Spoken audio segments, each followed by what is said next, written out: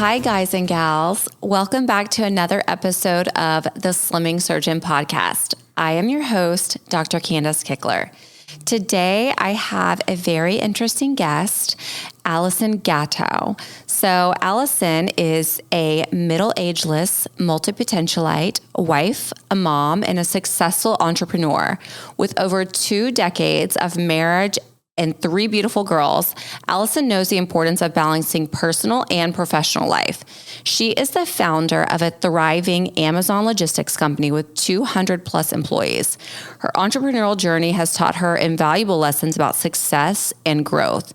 And now she's embarking on a new chapter to help other middle-ageless women realize that it's never too late to start reaching their wellness and business potential.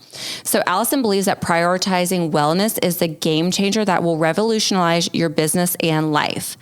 As a personal wellness concierge, Alison specializes in empowering high-achieving women in their 40s and 50s to embrace the benefits of a morning routine, to prioritize self-care, regain vitality, and achieve a balanced lifestyle.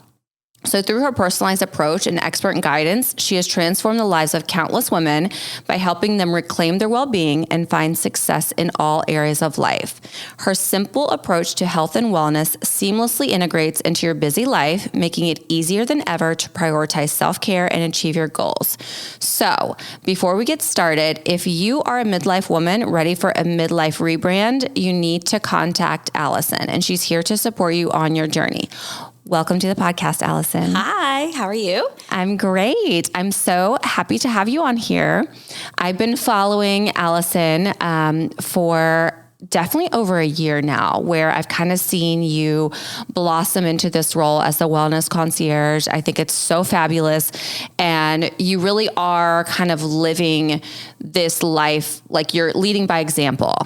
Yes. It's very important to me to be authentic and have people really relate, especially all the moms out there that are super busy thinking they can't take care of themselves. So a year ago, I decided to be consistent with my posting and my message to really just, motivate other women to reach their goals and live up to their potential. Yeah, I think it's important. I mean, we are all so busy. It's hard to find the time, but committing not only to doing your routine and to doing your self-care and things like that, but also to getting the word out there, I think is so important. And you're really doing that, which is awesome. Well, thanks. That means a lot. That's all the hard work. It's nice when I hear the other end of it, I saw your post. I had that shake. I felt great. So it feels really good to have people recognize and really go through the steps. Yeah. And I think we don't do enough of that either. Not to add to our list of things to do, but when you see someone doing something that you think is awesome, tell them. I feel like we need to do more of that. For sure. Okay, so I have a bunch of questions. We're going to kind of treat this episode like a little mini interview, which is what I tend to do with guests, just because I think it's fun and I want to make sure I ask the things that I want to know, because I feel like if I want to know them, my listeners do too.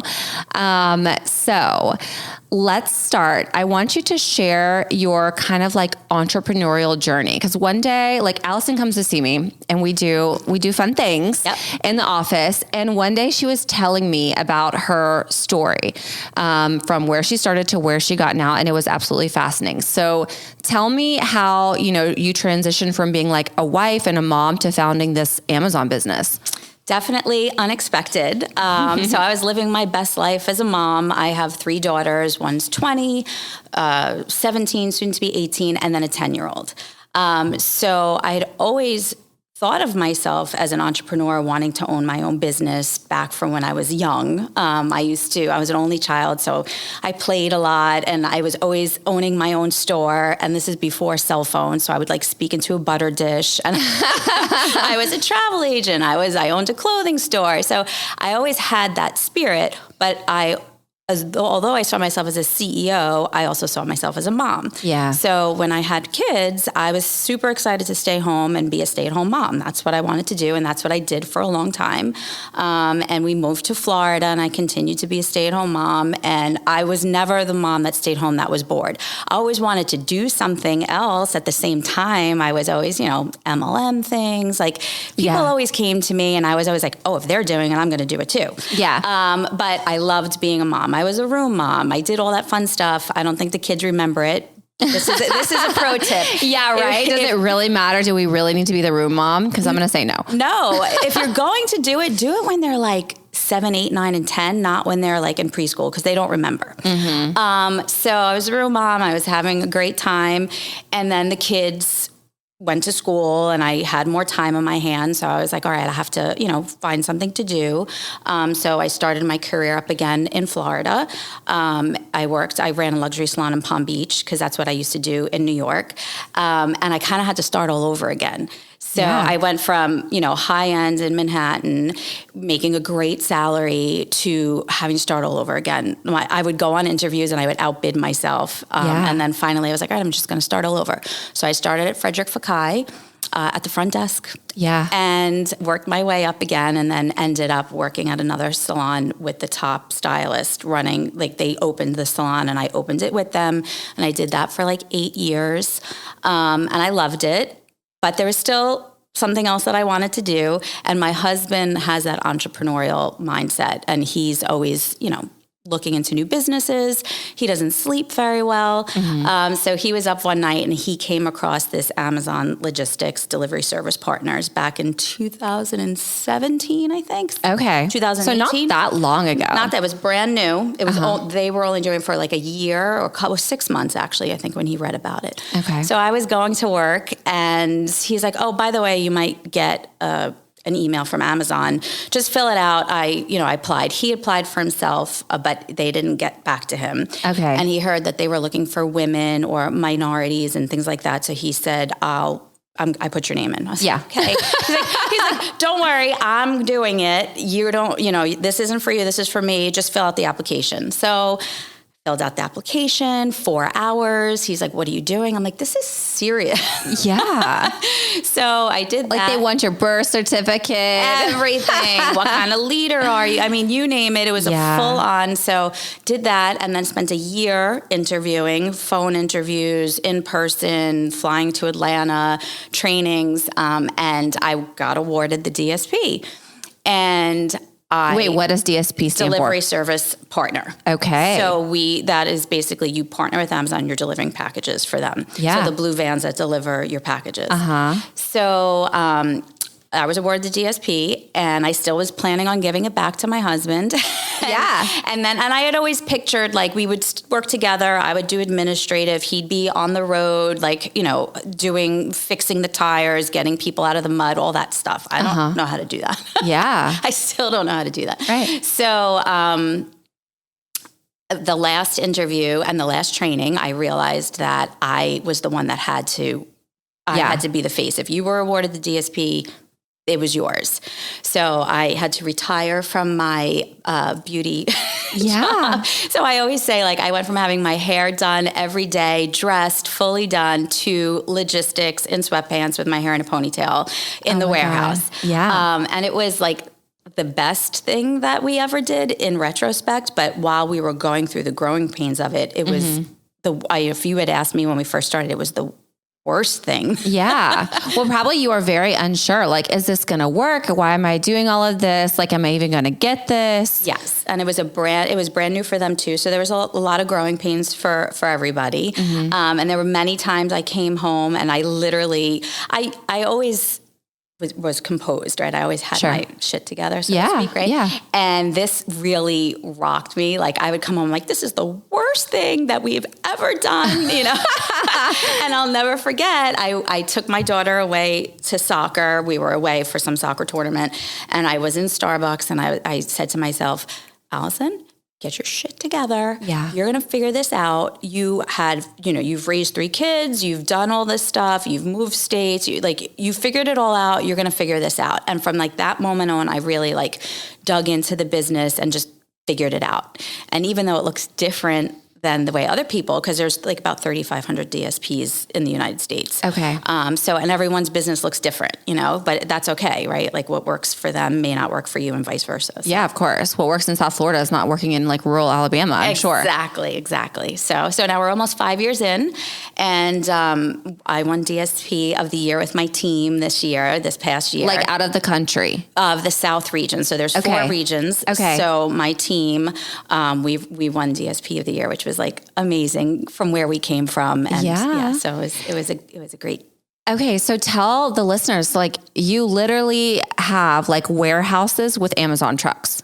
Is that what it's like? So Amazon owns the warehouses. Okay. And they run their business, and we work out of their warehouses. Gotcha. And we hire our drivers, and we partner with them to deliver the packages. So you are like, the behind the scenes for your package getting there. Right. By same day delivery. Exactly. Oh my gosh. I feel like it's got to get harder and harder. Like first it was like Prime 2-day delivery. Now it's literally like I can get something within like 8 hours. Yeah. And if you can't get it within 8 hours, you're not going to order it, right? Correct. I don't even leave my house. I get my toothpaste.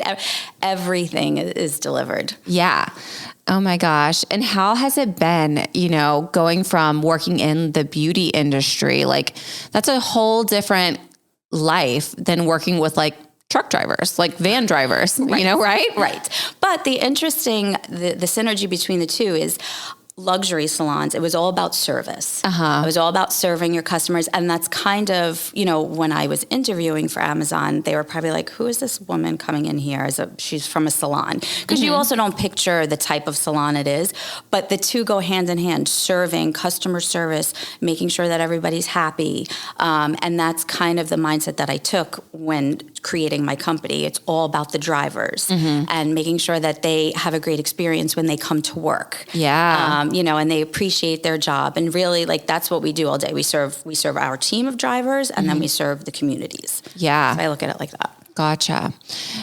I just feel like I could ask you questions about Amazon drivers all day long. We have a lot of them. I know. So what are some you kind of talked about how you had to like get your shit together, but like, what are some of maybe some lessons that you learned along the way, like through that process that maybe like kind of hit you as someone who was like this wasn't your first career? Right. That the first lesson I would say is you have an idea of what you want to do to be successful, right? But ultimately what gets you to that point may not look like what you thought it was going to look like. Yeah. And to have an open mind. Like I envisioned doing this, and I'm not doing that, but that's okay. Right. Another lesson is that you have to continue to work hard and be consistent, right? Yeah. Like just baby steps every day, figuring it out. I had a limiting mindset at times because when I was younger, I just wanted to have fun. And I probably took the easy way out a lot of times. So it was really like taking a pause and saying, okay, this may not be instant gratification, but I'm going to figure it out. And I had a lot of people relying on me. And another lesson, as a parent, you're showing your kids resilience, which is important, and that keeps you motivated to go and to follow through, because you can't tell your kids to, do something at school if they see you giving up over here, right? Exactly. So that was an important lesson to keep going. And another thing that I didn't realize along the way, just in general, like being a manager or being a leader, when I worked since I'm 13. Like the second I could get a job, I was in the bagel store, I was doing this. In high school, I worked at American Express one week and went to school one week. I was always working. Yeah. No one ever told me that I did a good job, and I didn't expect them to. I just worked, right? So I was not a leader in the beginning that told people they were doing a great job. I just felt like, okay, this is what you got hired for. You're doing a great job, but you're not going over and above. So there's really not much to talk about. And that was kind of my bosses growing up too. Yeah. Like they were tough. They were not telling me I did it. So that's what I learned from. And I learned real fast by asking questions. Like a lesson is to like ask questions and get feedback and not get insulted by it. And one of the things that people would always say is like, you never said I did a good job, or like, I felt like I didn't know you. So with the Amazon and building a team, I really just made sure to give back and tell people that they were doing a good job.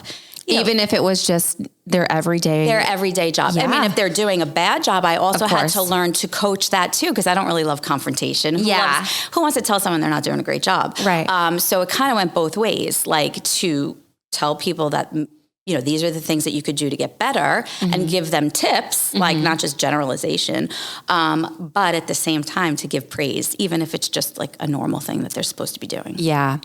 That's so funny that you say that, because obviously, like, I went through a lot of training with working under a lot of people to get to where I am in my career, and none of my bosses or superiors were ever praising you. You know, it was like, yeah, of course you stayed up all night and took care of patients. Like, that's what you're supposed to do. It was, you would never get like a little tap on the hand or like pat on the head. But that's really, today is very different than yesterday. And I think that feedback is almost like expected from a good leader these days, which is so interesting. I'm having a hard time with that.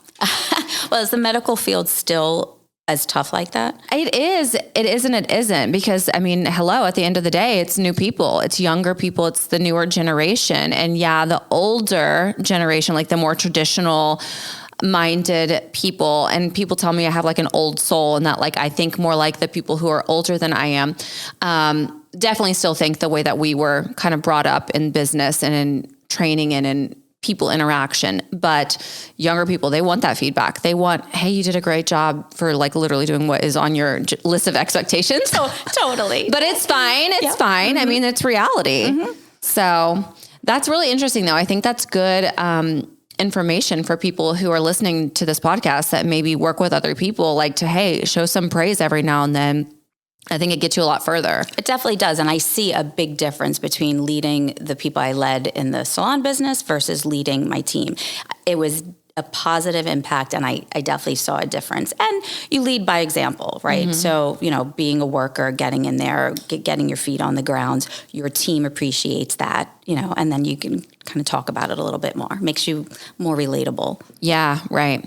So how do you balance, how do you maintain a healthy work-life balance, especially like as a mom? You've got 3, I have 2, and that's like almost unsustainable. So I don't know how you had 3. I don't know how my mom had 4. But you're also working and running this business. Like, how are you finding the balance? So I have 3, but I took a little break in between the 2. Yes. So, right, but 7 years? Yeah. That's not that long of a break. Yeah, no, I know. But then you kind of get like thrown back into it. I'm the type of person that just never stops. Like, if you take me off the roller coaster, then it's very hard for me to get back on again. I always find it challenging going on vacations, and the older I get, the more into my routine. Routine is huge. I would say my morning routine definitely is the main foundation of how I keep everything organized and on my feet. Even, going back from when they were infants, my husband and I went through a challenging time financially. We're not proud to admit it. It was super tough. But a lot of people go through that. Yeah. I think we should pause and maybe like just mention that, or like emphasize that. Everyone's expected to be successful from like 0 to 100 from the day you're born until the day you die. Like, it should just like be in this like straight line upward. But so many people I know who are really, really successful had those bottom moments, like those drop offs, those points where you're like, oh shit, like, how are we going to recover from this? Like, I think that's important to say, because it's puts a lot of pressure on our young people to just continually be successful when bumps in the road are expected. For sure. I mean, we had major bumps in the road. I mean, to the point where I had my kids and I had to go to the supermarket, and I got to the grocery checkout and I had to leave because some check came in and I had no money in the account and I had to leave. Yeah. And you never think that's going to happen to you. And it did happen to us. But the morning routine was, for me, something that just kept me going, and I kind of saw other successful people doing it. And this was back in the day of The Secret and all this stuff, and I was just like, whatever I could do to keep me going. Like, if there was hope out there, then I knew that I would figure it out. We would figure it out. We would make it work. But it was all about like getting up and getting out of bed in the morning. Yeah. So I learned like to get up before my kids. And not chase the day away, right? Like my oldest now got up like 4:00 in the morning. I used to put her to bed at like 6:30 at night because she cried all the time. Yeah. I did the Same thing with Charlie. I was like, okay, it's bedtime. It is bedtime. Yeah, like 4:00, we had bath. She was in bed by 6:30, but then I wanted to know why she was getting up at 4 a.m, right? So I just created this morning routine because we had a stressful life situation, because she was getting up so early, and then it just evolved and snowballed through the years. And now, I mean, it's like habit stacking on top of habit stacking. But I would say that's the main reason how I can juggle the 3 kids and it's insane. And the older they get, it's worse. I mean, don't tell me that. Well, once I started playing sports, I mean, up until a year or 2 ago, I had 3 different kids and 3 different sports at 3 different schools, driving to Miami 4 nights a week and back, traveling on the weekends to Seattle, Washington, but you just keep going. But if you take care of yourself first, which I know sounds selfish, everyone's like, oh, you got to take care of your family first. You have to take care of this one first. But you're not being selfish. You're getting up before everybody else and taking care of yourself first. And then you have like that little piece, like you checked off a bunch of things that make yourself feel good. So you could be the present mom, going crazy, driving all over the place. Yeah. So what are the components of your morning routine? What do you need to do to check off those boxes? Okay. So it's so funny how it's evolved, because from my morning routine, I've learned so many other things. So like I said, now I habit stack, but I get up at like 4:45 in the morning and I say to myself, and I tell all my clients this too, I'm like, don't say you have to get up and do anything. Just say, this is the time to myself where nobody is asking me to do anything. It's the only time that no one's like, can you do this for me? Can you get me this? Where's my sock? Yeah. So it's your time. So I get up. I now have a mini fridge in my bathroom, and I have all my creams and my Gosh Wand, my roller. And so it's not just about doing that. Now they're cold, like just little things. So I get up and I start doing that. And I've learned recently from my new trainer that like lymphatic drainage is just as important as strength training. Totally. As you get older, like getting everything going. So I do all that. Yeah. And then I start with I make sure I drink water right away. You know, I leave it at the side of my bed. Then I go downstairs and I make my potions, as my husband says. And I have, like my green drink before my coffee, and then tea and minerals. And then I do like a 10-minute meditation or just sit quietly. And then I used to go to Orange Theory and hit it hard. Okay. And then all of a sudden my body just like literally one day when I was in Orange Theory, it was like, you need to get out of here right now. Yeah. No offense. I loved Orange Theory and I looked great, but my skin, so now I take care of, I do yoga or some fascia with Lauren Roxburgh. I don't know if you heard of her. She's amazing. No, but it sounds great. Yeah. So I need to try that. It's good. I love it. And I notice a difference. It's all about moving everything through your body. So I do all of that in the morning. So, I mean, I guess it takes about an hour, but just an hour to myself. That's not that long. It's not that long. It's not that long in the grand scheme of things when you consider all the things you're doing for your kids and your business. Exactly. You need that hour for yourself. Exactly. I know. I was really good at a morning routine before Camden was born. He's a year now, so I need to get back into it, but he's still not sleeping through the night. So it's it's tough. Yeah. It's tough because it's if you don't, you just want that extra hour. Yes. Yeah. Of course. And I need that, especially as hard as I work. But I loved having a morning routine. I was very similar. I would get up and I would have I was into the 5 a.m. club kind of setup where you do 15 minutes of reading, something productive, 15 minutes of kind of reflecting. And then I was doing 15 minutes of some type of exercise. Mostly it was cardio, a Tabata type HIIT stuff. So I was getting, my heart rate up, but I was also resting. And then I did my strength training at other times, but I loved it. And I think that it is really helpful for people. Yeah. And it gives you energy for the rest of the day. And then you have peace of mind that you checked that. If you don't do that stuff in the morning, now you're thinking about it all day. I still need to work out. I didn't do this. I still need to do this. You're backed up on water. You're not eating healthy. And now you're not a good leader for your team. You're not a great parent, or you're not, the 10 out of 10. You're distracted. You're worrying. So it's worth it to just get it all done in the morning. Yeah, exactly. I know you're inspiring me. I'm just going to do it. So, I mean, you're inspiring me. You're also inspiring other people. When did you decide to kind of make this shift to where you're helping other people do this and kind of teaching them these things?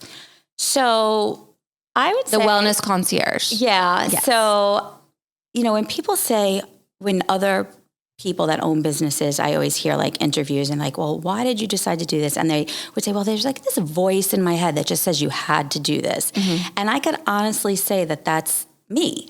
So I've always been into wellness and fitness, always. I started working out when I was like, I don't know, maybe a freshman in high school. My father was always working out. It was just something I was always involved with. So that was always my thing.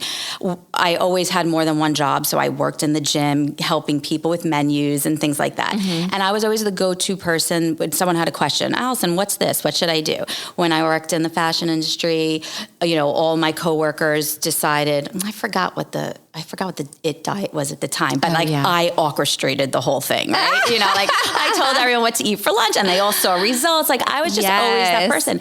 And I love it. Like it just lights me up. It's easy to talk to. I love it. And then it again started evolving as I got older and it wouldn't go away, right? Like I just always would sit there like, should I open a store? How should I navigate this? What could I do? How could it be different? I tried multi-level marketing things, like I love Beachbody. Well, it's Body now, but all through COVID, I worked out. And of course, someone asked me to sign up as a coach and I did, but it never felt authentic to me. There was always a component of it that wasn't me. Yeah. So I'm like, and it wasn't yours. It wasn't mine. Right. Yeah. It annoyed me that other people were doing it successfully, but I just felt like, okay, it's just not for me. It's not, although I still use those videos when I have to work out in the house and I think it's a solid product. Yeah. There was always an aspect of it that I was trying to change with any business like that. Yeah. So then I finally, as I was approaching 50, I said, okay, now's your time. You're going to figure this out. You've done enough research. Just do it. And especially with social media now, you can start a business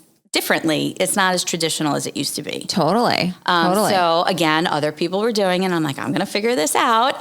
So then that's when I committed to just serving the community, whoever, just every day posting what was important to me and just, putting the information out there. No real business. Just wanted to gain trust and have people I wanted to be helpful. Yeah. in a simple way. To give your tips and to tell people what has worked for you. Exactly. And what could work for them. Right. And you know how many things there are out there. And there's a million things. And I'm not afraid to tell everyone I've tried everything, right? Yeah. I've tried every diet, every this, every that. It's like a hobby. It's fun.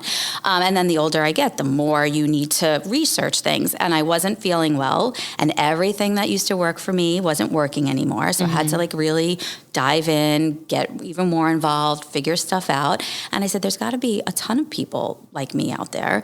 And even if I could just serve one little community, one little part of the world, then that's what I want to do. So, well, I think there's definitely there's a lot of people who felt like you felt when you weren't feeling well, but amplified because like you said, you've been exercising your whole life. You were eating healthy. You were trying to focus on your weight and keep it at a healthy level. Imagine the people who haven't done any of that. Right. It's like they're either starting from an even further set point. That doesn't mean there's not hope, but it just shows, that you've put in the efforts along the way. Right. And I think it's important to simplify it because it doesn't have to be that complicated. And then there's a level of intuition that goes with it also. Right. So what other type of, you talk about exercise and diet and your morning routine, but what are some other tips and advice that you kind of coach people with? So I do focus on, middle-ageless ladies, I like to say, because we're not aged. Yeah. I like to say that we're not going to put an age on everyone. I think I listened to a podcast the other day, JJ Virgin said, forget about aging gracefully. We want to age powerfully. And I loved that, right? Yeah. So my biggest tips now for that age group, obviously, is staying hydrated. You could probably appreciate that too with what you do. Water is the simplest thing, and it energizes you, makes your skin look great, helps everything move along. So I always say, have the water next to your bed at night. So when you wake up in the morning, you drink at least 20 ounces, and that's your start for the day. Yeah. Again, going back to the morning, right? I was a vegetarian for 10 years. I was pretty much plant-based, almost vegan. Yeah. And I wasn't getting enough protein. Yeah. And it was such a challenge. Yeah. And it was a mental struggle for a year to finally say, okay, I'm going to try eating chicken and see how it goes. Yeah. And the second I did, I saw a huge change. Yeah. So prioritizing protein is huge and difficult. It's definitely challenging. It is to get the amount that we need. Like 100 grams or I know. more is a lot. It's a lot. It's a lot. I definitely don't get it every day. But I try. the best thing is in the morning, a smoothie, right? Because you're busy. And this is everyone can benefit from it, but I always talk to the busy mom, the busy entrepreneur, the woman who doesn't have time. It's trying to do it all. Right, exactly. Yeah. So you make a smoothie in the morning and you put 2 scoops of protein and some collagen, and then you already have 40 grams right there. Yeah. And then you have your lunch. I need to bust out my Vitamix. You do. You definitely do. I know it's like collecting dust right now because it's just all the things, but it's real. You're right. Do that. And that's one check off the list. Yeah. Habit stack in the morning. And then I'm always meal delivery service. Yes. Always. Yeah. It's challenging to find one, but it's okay to cook for your family if you want to cook for your family, but you have to take care of yourself, and it's got to be simple. Meal delivery service. So we had the Orca. Yeah. I saw you did it, and then I did it. So I've been doing it ever since. So it's just lifestyle habits that help you stay consistent. Right. Consistency is key. Yeah. And it's compounding those efforts. 2 days in a row, great. 3 days in a row, 5 days in a row. Next thing you know, it's a year that you've been working out or eating healthy or whatever. And it makes a huge impact in the long run. For sure. It pushes that mark even further. So what are some common challenges that you think our middle-ageless women are facing when it comes to prioritizing their self-care, and how do you help people overcome that? What do you think the big obstacles are? So that's all mindset shift. Right? I was going to say, do you think it's all mental? I think a lot in our head to some degree. Yeah, well, because you're so used to taking care of everyone else. That's what everyone's always told you. You're a good mom if you pack for your kids and do their lunches and show up to everything and tie their shoes, and you have to give to everybody else to show that you're this strong mom and this strong woman. And I remember I struggled a lot when my kids played soccer because I did a lot for them, don't get me wrong, but I didn't pack their clothes. Or if we were going on vacation, they packed. They started doing their laundry when they were 10. And there were times I asked myself, am I doing the wrong thing when they showed up to the soccer game with the wrong clothes? And I'm are they gonna not say, oh, my mom didn't do this stuff for me because all the other moms were doing it. And there was questions a lot of times. And then I remember I was driving my daughter to college last year and we were chatting and it came up and she's like, yeah, I was mad at you at times. Why can't you just pack my stuff? And she goes, but now I appreciate it. I'm the only one that packs my stuff. We moved her into college. It was easy. She knows how to do all her laundry and all her friends do my laundry for free. So it ended up working out.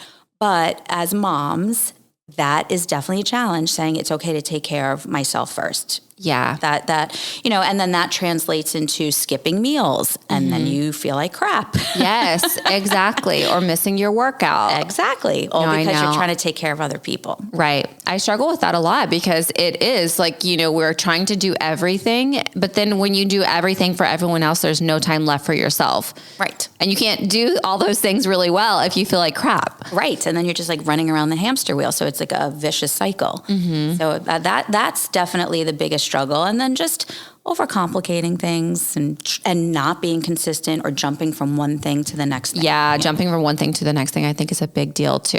We're the newest trend or the newest thing. No, just keep it simple. Yeah, the random workout because so-and-so's doing it. I get caught up with that stuff too. I'm always yeah, we love a good moment. Those are awesome. Let's do this method for a couple weeks or months or whatever it may be. But at the end of the day, it comes down to the basics. You need to move your body. You need to do some resistance training. You need to sweat and then whatever. And I think you have alluded to, it changes with time. What I used to do in the gym, I would never do that stuff now. I was doing 1.5 hour, 2 hour workouts almost every day. And I loved it and it worked for me at the time. But if I tried to do that now, I actually physically don't have that kind of time with the kids. But B, I feel like I'd be constantly tearing my body down, whereas now I'm at a point where it's I want to feel good. I also want to maintain my weight. I want to look good, but I'm not necessarily like trying to get 6-pack abs, you know, for the beach. Right. Yeah. You have to figure out like what works, what you want to accomplish, what works for you and what's going to get you there, and then not get sidetracked with everything else. Because I mean, there is a lot out there and, you know, and I'm a big like, oh, if they're doing it, I'm going to do it. Let me see if it works for me. But whenever I go back to the foundation of what's always worked, that's what works for me. Yeah. You know, and I have had to change, and it was a mindset shift. I mean, between being plant-based and running marathons and going to Orange Theory at 5 a.m, and I'm still getting used to slowing down. And now my motto is you have to slow down to speed up. Yeah. I think you totally have to slow down to speed up. And also what I have found really helpful is like delegate, you know, like find something, you know, find someone or somebody or something to help you accomplish some of the things that you want to do on your list. Like, okay, you don't have time to pack the kids' soccer clothes. Neither do I. Make them do it. Perfect. My husband does the lunches in the morning. You know, like that's great because he's otherwise not doing anything, whereas I'm getting ready for work. And then our one nanny, like we've had one nanny consistently for 5 years with Charlie. And, you know, the hours were getting a little bit much for her with the 2 kids, like 2 boys, you can imagine. They're like psychos and they're high energy. And it's like, you can't do that from morning to night. So like we hired on a second person so that she could work shorter hours, be happy, like be fulfilled in her role.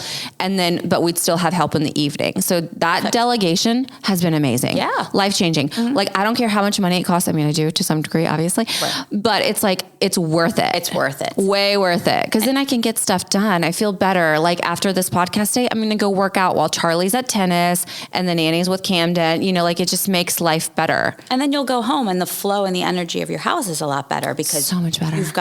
You did what you had to do. The kids were taken care of. And then you can have quality time because everyone is super busy. So when you do get the family all together, it's nice that everyone is present. Yes. You know? And enjoying it. Right. I know. And I don't know if you have had this experience in your life. I feel like a lot of people I talk to relate.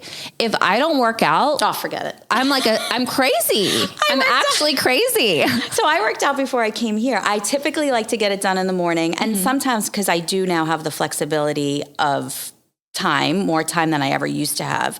So I'll do like the body work in the morning and then I'll do strength training in the afternoon.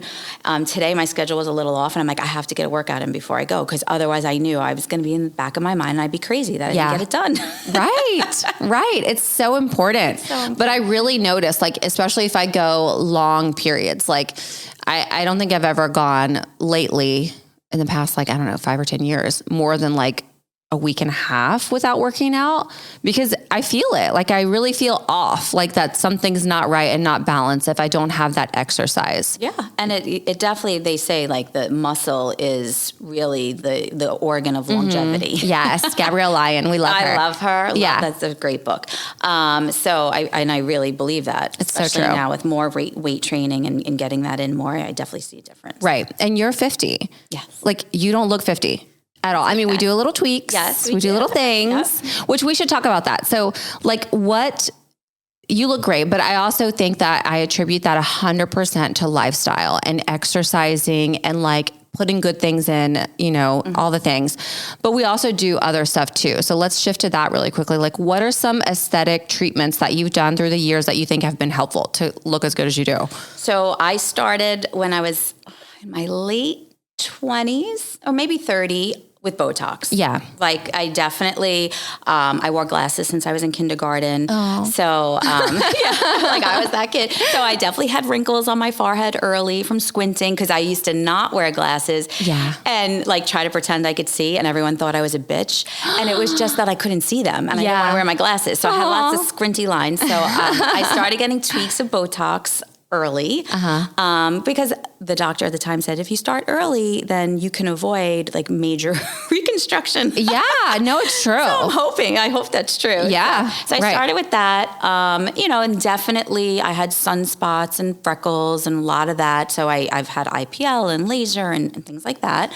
I've done some fillers here. I've dabbled here and there and that. Yeah. So I like them, you know, it's like whatever tweaks have me looking natural, but yet no wrinkles. Yeah. Have you ever done like microneedling? I have not done microneedling. Okay. I just did not PRP. I forgot what I just did recently, but it was like a set of 4. Okay. And it was like a peel, but you never really peeled. Oh yeah. Yeah. Like that's a newer thing. Yeah. It's like the bio repill or something like that. Yeah. I liked that. We did the BBL. We did the BBL. I think we did the Halo too. Yep. We did Halo BBL when you had, when we did that procedure. Okay. And then we've done fillers. Yeah. And then skincare, like daily skincare stuff. What kind of stuff do you use? So it's funny. Are you a flipper? Because I'm a flipper. Like I'll use a product, and if I love it, eventually I feel like my body gets used to it, and then I switch to like a different brand or maybe like a different ingredient. So I used to flip more, and it's funny because I love organic products, and I think it's important because what you put on your skin does get absorbed. Yeah, exactly. So I love Tammy Fender. Yeah. So I shift one way, like Tammy Fender. It doesn't get more organic. Have you ever been there? No, I need to go. I know. Like we live in this mecca, like, and I just don't take advantage of it all the time. It's the most amazing experience. I love taking people there, but it's not surgical, obviously. Of course. It's not peeled. It's not medical grade. Right. But it's the most relaxing thing ever. So I use all of her products on a daily basis. Okay. Oils, facial stuff.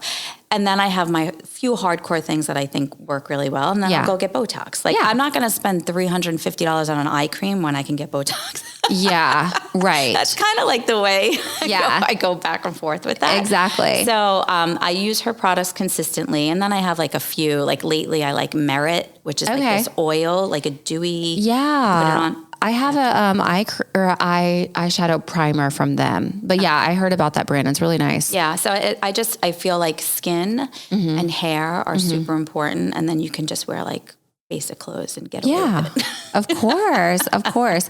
Well, and I think it's important to say it's okay to do these things. Like as you age, like everyone's doing it. And what I hate is when a man's like, oh, don't do all that stuff. Like so-and-so doesn't do it and she looks good. And it's like, yeah, because she's just not telling you what she's doing. Exactly. I think we're moving beyond that. Thank God. Yeah. And and the most surgical thing that I did get done for my 50th birthday was my eyes. Yeah. So they always bothered me. I had like heavy lids and I knew that was one thing, but you brought up your men and husbands. My husband's on board. Like we sat there, we had the conversation. I'm like, what do you think? And I was deciding between upper and lower. And he's like, just do it. It's going to make you happy. And, right. So he's always, supportive of that That's stuff. good. He gets also, key to longevity and middle agelessness is marry a good man. Yeah, for sure.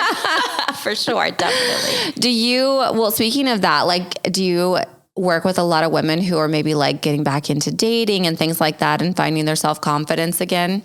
Getting back into dating, a couple, but I have a few, but most of them are like still married in the throes of like business and kids going off to college and kind of like, I have time for myself now. I'm going to reinvent myself. We, call it like a midlife rebrand. Yeah. So I have more clients like that. Gotcha. That like, have been taking care of everyone else for so many years. And now they're like, what am I supposed to do with myself? Yeah. And, just mindset wise saying like, this is great. You can learn so many new things. It's never too late. I even find sometimes like, I feel like I'm in a rush, like I'm running out of time. There's so much to do. So, just talking to my clients, like we have time, just stay consistent and do all the little things. And if you walk on the path will show its way. Yes. I love that. So I feel like that came across my desk a long time ago and it really makes sense. Like you have to keep moving. You can't stand still. Yeah. And then new opportunities will come along. I have one client and, she stopped exercising altogether, like for years.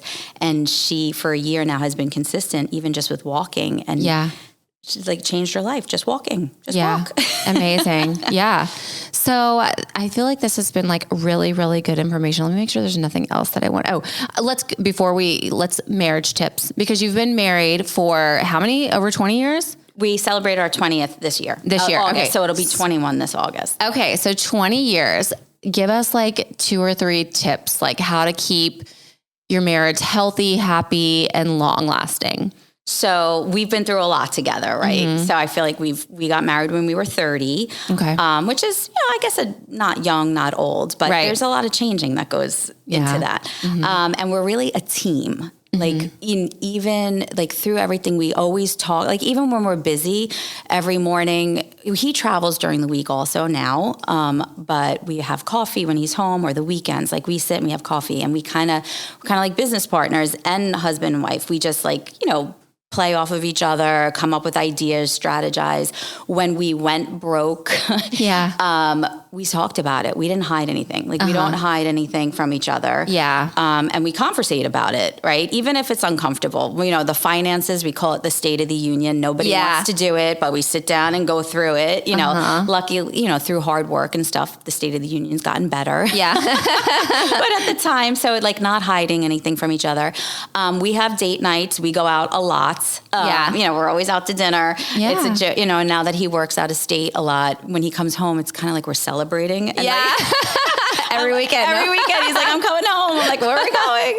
So we have a lot of fun. And then as far as like parenting together, we were always a united front. Yes. Like, it wasn't like, oh, I could go to daddy and he'll say this, and go to mom and she'll say this. Like we've always just been like a unified front. We're kind of like a package deal. Yeah. No, I love that. I think that's really good advice. Like to think of yourself as a team. Nick and I have been working on that a lot lately too, because I feel like it's just so much easier if you're both on the same page, like with everything, then you're not battling other people or yourselves. Right. Exactly. Yeah. Like, what your values are, and it just makes decision making easier because, there's tons of decisions to make, especially when you have kids. Yeah. So it's just, way too many. Yeah. And then if you stop talking, then that's a problem. Yeah. Right. Okay, great. So I love those tips. And then the other thing, like this has been really good. I think you're just overall, the morning routine, all of that is so amazing. But I want you to give us maybe 3 or 4 non-negotiables for your day. Like if you're going to have a successful day, routine, life, what are some things that you think everyone should be doing almost every day? Maybe not every day, but almost every day. Okay. So morning routine, which we spoke about. Okay. Definitely getting some sort of exercise in. No pressure, but make sure that you're walking, you're doing something movement to get everything flowing. Drinking your water. Okay. Learning something new. Oh. So I feel like, I wouldn't be where I was without constantly learning new things. And I don't have time to read, but I love a good podcast. And habit stacking, it started with school drop-off, in the car, listening to podcasts. Now it's going to work. I listen to Growth Day every morning. Oh my God. I've been meaning to download that. You have to download it. Yeah. I've been doing it for 4 years. It's amazing. Oh my God. Okay. And so that opens up a whole new world. Totally. It just gets your mind going. So I feel like that's really important. So wherever you feel comfortable learning something, I think that's really important. So the water, prioritizing protein, which is a challenge for everybody, but those are my non-negotiables, and my gashwa in the morning with the colds. Yeah. Yeah.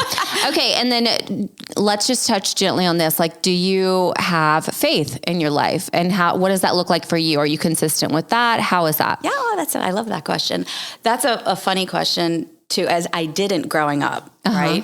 I was Episcopalian, but that's very strict and uptight. Yeah. And I always thought I was going to do something wrong. And one of my most embarrassing moments had to do with church when I was little. And I never wanted to go back because I don't know, I was carrying the candle. I did everything wrong. And it was awful. Oh, so the worst. That's kind of like Catholic. I was raised Catholic. Okay. Yeah. Right. So the worst. My kids were raised Catholic in the beginning because in Staten Island, where we're from, you're either Jewish or Catholic. So I said, okay, Catholic, it's easy. I don't want them not to go to CCD on Wednesdays. Yeah, right. CCD. Grew up going to CCD. Exactly. I wanted them to fit in. Then my daughter, Madison, went to Unity, and I got introduced to that type of faith. Okay. And it was relaxing, and I didn't feel like I was doing anything wrong, and it was more like personal development. And so that reintroduced me to faith. And now we're Christians. We go to... Christ Fellowship. Christ Fellowship. Right. I know. I'm I see you posting Christ Fellowship. Yeah. I absolutely love it. And that is my North Star. Everything has to do with that. I pray in the morning along with my meditation. And the kids go to church, and my daughter goes to the King's Academy. So I've come full circle with that. And it gives me peace. Yeah. I love it. Yeah. I love it. I love that too. Well, I think we align so much. in so many different areas. So it's been such a pleasure to talk to you about all this, because it's like, yeah, I'm doing it right. And like, I have so many tips that I'm going to do now. Like, oh, good. Okay. I've been meaning to download Growth Day, like, cause I listened to Ed Milet. Yep. Mm-hmm. But for the listeners, I would say listening to podcasts, I think really kind of changed everything for me. I used to be like, why on earth would you just want to listen to somebody talk for an hour? That's so weird. Like, why? I don't care what they have to say. Like, that was my mindset. But I started listening to people like Ed Milet, and like now Gabrielle Lyon has a show, which I've been on. Shout out. Yeah, I heard. Metabolic Mike. You know, like there's a lot of people that I like to listen to, Skinny Confidential, all these things. And it's just like, if I'm driving, if I've got this downtime, it's like, why not better myself? Why not learn something? Why not like gain a new perspective? So I'm glad you came on and shared your experiences. Hopefully people are going to latch on and follow you, especially our middle-aged list listeners. But I'm really glad for everybody for listening to me, because it's just kind of like also coming full circle. Yeah, for sure. We're here. Yeah, I loved it. It was great. I love listening to your podcast. I actually listened to it on the way up here. So yeah. So, okay. How can people find you? They can find me on Instagram. That's what I focus on, because I'm too busy to learn anything else at the moment. I know, right? It's like, it's really hard to do more than one platform these days. My kids love to make fun of me because I started out with like 200 followers. Yeah. I'm pushing 1,000, but it's, love that. So, it's a family joke, but you have to get uncomfortable and it's worth it. 100%. So it's Alison.Gatto. Okay. Gatto. Gatto. And Alison with one L. One L. Yeah. Alison. So okay. That's where I am every day. Perfect. So follow Alison, send her a DM, make sure you're subscribed to this podcast, leave me a 5-star review, and we'll be back next time with more. Awesome. Thanks, Alison. Thank you.